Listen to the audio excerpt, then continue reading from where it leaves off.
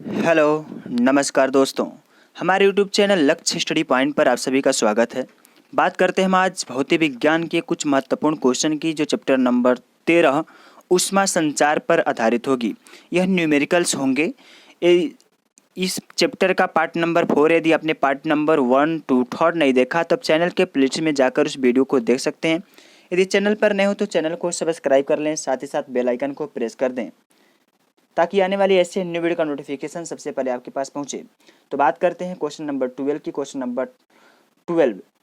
Number 1 से लेकर 11 तक पार्ट नंबर 3 में डिस्कस किए गए थे। पार्ट नंबर 4 में 12 क्वेश्चन पहला होगा। देखते हैं क्वेश्चन नंबर 12। दो वस्तुओं के बीच ऊष्मा प्रवाह निर्भर नहीं करता है। अब जान लेते हैं ऊष्मा प्रवाह की दर। ऊष्मा प्रवाह होती क्या है? तो ऊष्मा प्रवाह का फार्मूला बनता आपके सामने, होता है Q बाई टी। लिखते हैं KA T2 minus T1 by del x. यहाँ पर क्या पूछा है? ऊष्मा प्रवाह निर्भर नहीं करता। किस में निर्भर नहीं करेगा? आयतन पर। आयतन पर निर्भर करेगा। क्षेत्रफल है तो आयतन भी होगा, निर्भर करेगा। तापांतर T2 माइनस T1 आ गया। विशिष्ट ऊष्मा एक सूत्र होता है Q बराबर MS डेल टी। यहाँ पर डेल टी विशिष्ट ऊष्मा यस आ गए, यानी कि विशिष्ट ऊष्मा पर निर्भर करता है। तो ऑप्शन नंबर ए इसका सही जवाब होगा। उनकी मात्रा पर निर्भर नहीं करता है ऊष्मा प्रवाह। चलते हैं अगले क्वेश्चन पर। Question number 13। एक पृष्ठ की अवशोषकता 0.2 है। यदि इस पर 50 जूल ऊष्मीय विकिरण आपतित होते हैं तो कितना विकिरण इस तल द्वारा अवशोषित होता है? तो हमने अब क्वेश्चन में डिस्कस करते हुए बताया गया था अवशोषकता का सूत्र।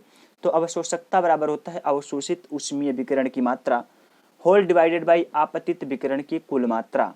तो अवशोषकता कितनी है? 0.2 बराबर अवशोषित विकिरण की मात्रा निकालनी है, मान लेते हैं हम x है। आपतित विकिरण की कुल मात्रा है 50 जूल, 50 लिख देते हैं। जब इससे गुणा करते हैं x की वैल्यू निकलती है तो 50 दूना 100। एक अंक के बाद दशमलव लगा देंगे, नहीं कि 10 जूल। इसका सही जवाब ऑप्शन नंबर ए 10 जूल। चलते हैं अगले क्वेश्चन पर। क्वेश्चन नंबर 14 है। ऊष्मीय विकिरण की चाल होती है। ऊष्मीय विकिरण की चाल तो प्रकाश की चाल के बराबर होती है ऊष्मीय विकिरण की चाल। ऑप्शन नंबर इसका सही जवाब है, जिसका न्यूमेरिकल वैल्यू होता है 3 × 10⁸ मीटर पर सेकेंड के बराबर। बात करते हैं हम अगले क्वेश्चन की। क्वेश्चन नंबर 15 है। सूर्य के प्रकाश की ऊर्जा पृथ्वी तक पहुंचती है। तो ऑप्शन नंबर सी इसका सही जवाब है, विकिरण द्वारा सूर्य के प्रकाश की ऊर्जा पृथ्वी तक विकिरण द्वारा पहुंचती है। 2014 पॉलिटेक्निक इंट्रेंस एग्जाम में पूछा गया क्वेश्चन है। क्वेश्चन नंबर 16 देखते हैं। किसी द्रव को शीघ्र ही शीतल करने के लिए शीतलन व्यवस्था लगानी होती है। आपको शीतलन ग्राफ बताया गया था, तो उस ग्राफ के माध्यम से हम समझ लेंगे किसी वस्तु को तेजी से शीतल यानी कि ठंडा करना हो तो शीतलन व्यवस्था लगानी होगी। तो इसका सही जवाब है ऑप्शन नंबर बी, शीर्ष पर, उसके ऊपरी सतह पर लगानी होंगी क्या? शीतलन व्यवस्था। चलते हैं अगले क्वेश्चन पे। तो क्वेश्चन नंबर 17। किसी पृष्ठ की उत्सर्जकता E है तो इसकी अवशोषकता होगी। तो इसका सही जवाब है ऑप्शन नंबर सी, उत्सर्जकता एवं अवशोषकता सदैव एक दूसरे के बराबर होती हैं। किसी पृष्ठ की अवशोषकता E है तो इसकी अवशोषकता भी E ही होगी। इसका सही जवाब है ऑप्शन नंबर सी। चलते हैं अगले क्वेश्चन पे। क्वेश्चन नंबर 18 है। विकिरण द्वारा ऊष्मा के स्थानांतरण की चाल होती है। तो जो विकिरण में प्रकाश जो विकिरण में होती है, अभी आपने क्वेश्चन सॉल्व किया है इस पे। यहाँ पर आप क्वेश्चन नंबर था कितना? हाँ 15। सूर्य के प्रकाश की ऊर्जा पृथ्वी तक पहुँचती है विकिरण द्वारा। उसके ऊपर एक क्वेश्चन था ऊष्मीय विकिरण की चाल होती है प्रकाश की चाल के बराबर। इसी टाइप एक क्वेश्चन आ गया 18 नंबर, विकिरण द्वारा ऊष्मा के स्थानांतरण की चाल होती है। तो केवल प्रश्न को घुमाया है। इसका सही जवाब होगा ऑप्शन नंबर ए 3 × 8 मीटर पर सेकेंड। प्रकाश की चाल के बराबर ही विकिरण द्वारा ऊष्मा के स्थानांतरण की चाल होगी, क्योंकि प्रकाश की चाल विकिरण के द्वारा ही सूर्य के प्रकाश की जो ऊर्जा होती है विकिरण के द्वारा पृथ्वी तक पहुंचती है, और प्रकाश की चाल होती है 3 × 10⁸ मीटर प्रति सेकेंड। तो जाहिर सी बात है विकिरण द्वारा ऊष्मा के स्थानांतरण की चाल प्रकाश की चाल के ही बराबर होगी। चलते हैं अगले क्वेश्चन पर। क्वेश्चन नंबर 19 है, यांत्रिक कार्य तथा उत्पन्न ऊष्मा में संबंध प्रदर्शित करने वाला समीकरण है। तो इसका सही जवाब है option number A, W/H = J, जहाँ J है यांत्रिक तुल्यांक, W किया गया कार्य है, H ऊष्मा, यानी कि J यांत्रिक तुल्यांक, W जूल है और H है कैलोरी। चलते हैं अगले क्वेश्चन पर। क्वेश्चन नंबर 20 है, किसी पृष्ठ पर आपतित विकिरण 24 जूल है। इसमें 24 जूल पृष्ठ द्वारा अवशोषित कर लिए जाते हैं। तो पृष्ठ की अवशोषकता क्या होगी? क्वेश्चन समझिएगा क्या बोल रहा है, अवशोषकता पूछ रहा है।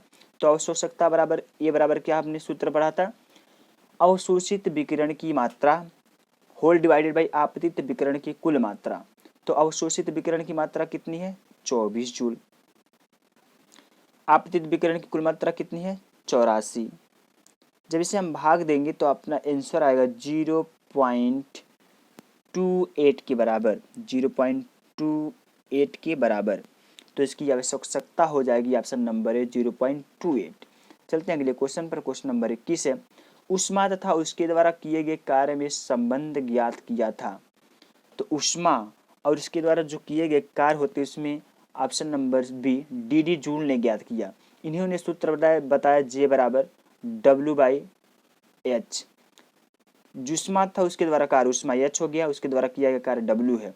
इसको संबंध को बताया था joule, JOULE joule, D joule ने, जिनके नाम पर ही कार्य का मात्रक जूल पड़ा है।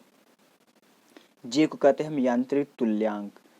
चलते हैं अगले क्वेश्चन पर। क्वेश्चन नंबर 22 है, जो इस वीडियो का लास्ट क्वेश्चन है। क्वेश्चन नंबर 22 है, पानी 42 मीटर ऊंचाई से जमीन पर गिरता है। यदि स्थैतिक ऊर्जा हानि का 1/2 भाग ऊष्मा में परिवर्तित हो जाए तो पानी में ताप वृद्धि होगी। जो यह ऊंचाई पर पानी की स्थितिज ऊर्जा होगी वह होगी क्या? mgh के बराबर होगी। हमने पढ़ा इसको, mgh के बराबर। और पूछा क्या? प्राप्त ऊष्मीय ऊर्जा ह्रास कितनी हो रही है? स्थितिज ऊर्जा 1/2। तो ऊर्जा की ऊष्मा की कितना हो रही है? स्थितिज ऊर्जा हानि 1/2 भाग ऊष्मा में परिवर्तित हो जा रही है। तो ऊष्मा कितनी होगी? 1/2 × mgh के बराबर होगी, निश्चित की बात है।